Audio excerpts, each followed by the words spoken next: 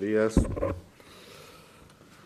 En relación a esta moción, que consta de dos puntos, se ha hecho ya una descripción por los dos portavoces anteriores de la magnitud de la obra que supuso la ampliación del puerto del Musel. Efectivamente, era la obra civil de mayor licitación que se había hecho hasta ese momento en España. Suponía también un reto de obra importante y un reto para las administraciones, para gestionar esa obra de esa magnitud con eficacia, con rigor y con transparencia. La obra civil ha concluido y ahí está esa dársena ampliada, esas 145 hectáreas prácticamente vacías de actividad, solo con una pequeña zona ocupada por dos empresas y el resto completamente vacío, sin grúas, sin vías, sin iluminación, sin carreteras, sin pórticos. Solo está ocupada una pequeña zona por la regasificadora, que, por cierto, tampoco es una infraestructura que esté ahora mismo rindiendo ni puesta en marcha siquiera. Eso en cuanto a la obra civil. Y en cuanto al reto que suponía para las administraciones el gestionar una obra de esta, un contrato y unos recursos de esta magnitud, pues nos encontramos con que los 248 millones de euros de fondos de cohesión de la Unión Europea, en principio hay una resolución de que deben de ser devueltos, se ha endeudado el puerto del Musel hasta una cantidad de 465 millones de euros de financiación, convirtiéndose en el puerto más endeudado del sistema portuario español.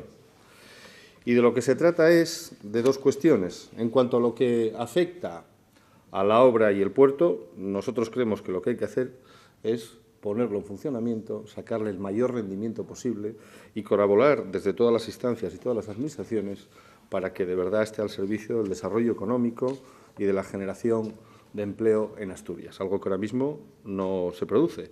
Y, por lo tanto, yo creo que todos los esfuerzos que se hagan en ese sentido deberán de ser bienvenidos. Y en cuanto a la segunda cuestión, evidentemente lo que hay que hacer es, en primer lugar, aportar luz y transparencia a algo que no ha existido a lo largo de todo este proceso y, desde luego, exigir las responsabilidades, porque siempre hay responsables, siempre los hay.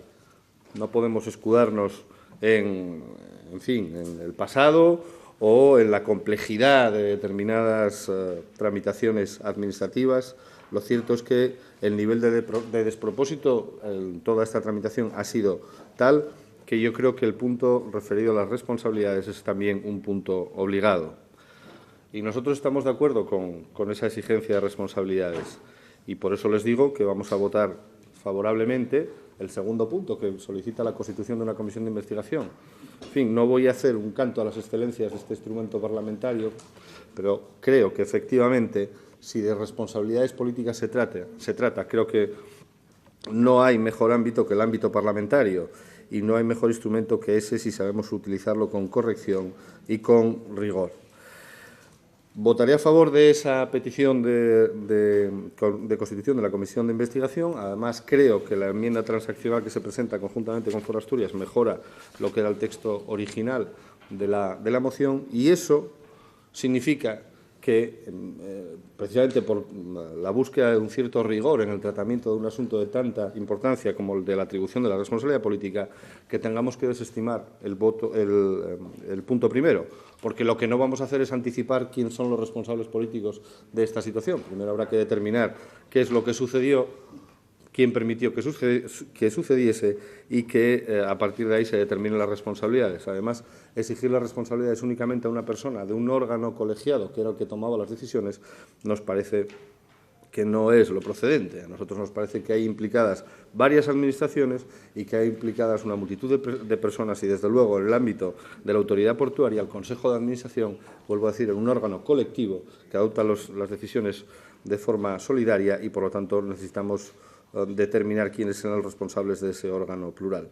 Es cierto que el portavoz del Partido Popular ha introducido una razón más, a su modo de ver, que son las declaraciones de la consejera la semana pasada, parece ser, las que le llevan a exigir la reprobación de la consejera. Pero, miren, en ese punto nosotros tampoco estamos de acuerdo, no le vamos a acompañar, porque sí nos parece que que es exigible en una situación como esta, en la que tanto nos jugamos y de tanta trascendencia.